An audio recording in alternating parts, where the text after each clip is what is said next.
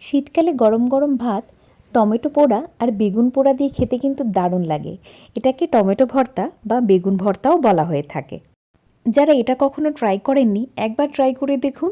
এর সাথে কিন্তু অন্য কোনো তরিতরকারি লাগে না, শুধুমাত্র এটা হলেই ভাত খাওয়া হয়ে যায়। ছোট থেকেই আমি মায়ের কাছে বায়না করতাম শীতকাল আসলেই টমেটো পোড়া আর বেগুন পোড়া করার জন্য। এখন নিজেই বানিয়ে নিই, আর রেসিপি তো ভীষণই সোজা। এটা বানানোর জন্য সবার প্রথমে বেশ কয়েকটা টমেটো ভালো করে জলে ধুয়ে নিতে হবে। ভালো করে জলে ধোয়ার পরে সেটাকে একটা সুতির কাপড় দিয়ে ভালো করে মুছে নিতে হবে, যাতে কোনো রকম জল না থাকে। তারপরে বোটাগুলো একে একে সব কটার আমি ছাড়িয়ে নিয়েছি। ভালো করে মোছা হয়ে গেলে এবার একটা পাত্রের মধ্যে টমেটোগুলো সব দিয়ে কিছুটা সর্ষের তেল দিয়ে ভালো করে মাখিয়ে নিতে হবে। তারপর গরম তাওয়ার মধ্যে একে একে সব কটা টমেটো আমি ছেড়ে দেবো। আমি এখানে তাওয়ার ইউজ করেছি, আপনারা চাইলে কিন্তু ডাইরেক্ট গ্যাসের ওপরে বা যারা উনুনে করেন সেখানে তো আরও ভালো হবে, একটা জালি রেখে তার ওপরে একে একে টমেটোগুলো সাজিয়ে পুড়িয়ে নিতে পারেন। টমেটোগুলো সব সাজানো হয়ে যাওয়ার পরে আমি একটা টাইট ঢাকনা দিয়ে ওটাকে ঢেকে দিয়েছিলাম। তারপরে কিছুক্ষণ পরে দেখুন, খোলার পরে ঠিক এরকম দেখতে হয়েছে। একটা সাইড পুড়েছে কিছুটা, তাই আবার আমি এটাকে উল্টে পাল্টে দিলাম। আর হ্যাঁ, তাওয়াতে কিন্তু আমি কোনো আলাদা করে তেল ইউজ করিনি, ডাইরেক্ট তাওয়ার মধ্যেই কিন্তু এগুলো দিয়ে পুড়িয়ে নিতে হবে। আবারও সেটাকে কিছুক্ষণ ঢাকা দেওয়ার পরে দেখুন আমার কিন্তু একদম প্রায় রেডি হয়ে গেছে।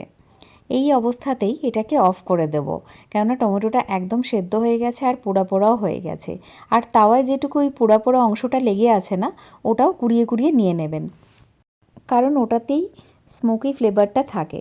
তাই আমি সমস্তটা ভালো করে কুড়িয়ে টমেটো সমেত একটা পাত্রে আমি এক এক করে নিয়ে নিয়েছি। এর সাথে যা যা লাগবে সমস্ত কিছু ধুয়ে কুচিয়ে রেখেছি, আপনাদের সেটা দেখিয়ে দিচ্ছি। তার আগে একটা কথা বলি, এই টমেটো পোড়ার সাথে যারা কাঁচা লঙ্কা দিয়ে খেতে চান তারা কিন্তু কাঁচা লঙ্কাটা এর সাথেই পুড়িয়ে নেবেন। আমি এর সাথে শুকনো লঙ্কা পোড়াটাই প্রেফার করি, তাই শুকনো লঙ্কা আমি বেশ কয়েকটা পুড়িয়ে নিয়েছি। আর ওই শুকনো লঙ্কাগুলোই একটুখানি সামান্য নুন দিয়ে ভালো করে আমি একটা আলাদা পাত্রে মেখে নেব, কারণ এটা ভিজে গেলে ভালো গুঁড়ো হতে চায় না। এর সাথে আমি নিয়ে নিয়েছি বেশ কিছুটা ধনেপাতা কুচি, বেশ কিছুটা পেঁয়াজ কুচি একদম মিহি করে কাটা, আর একটুখানি গন্ধরাজ লেবু, আর সর্ষের তেল তো অবশ্যই একটু লাগবে।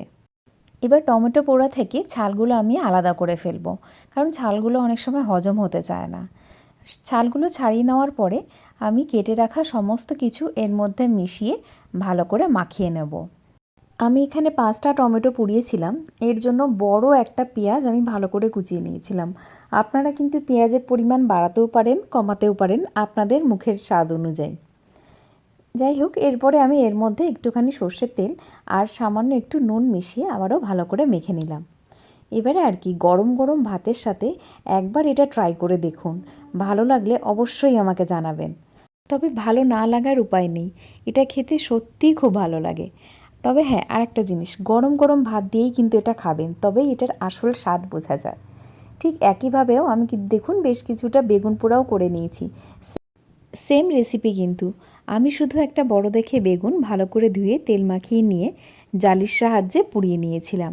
এই শীতেই এই রেসিপিটি একবার ট্রাই করে দেখুন, আর ভালো লাগলে আমাকে জানাতে ভুলবেন না।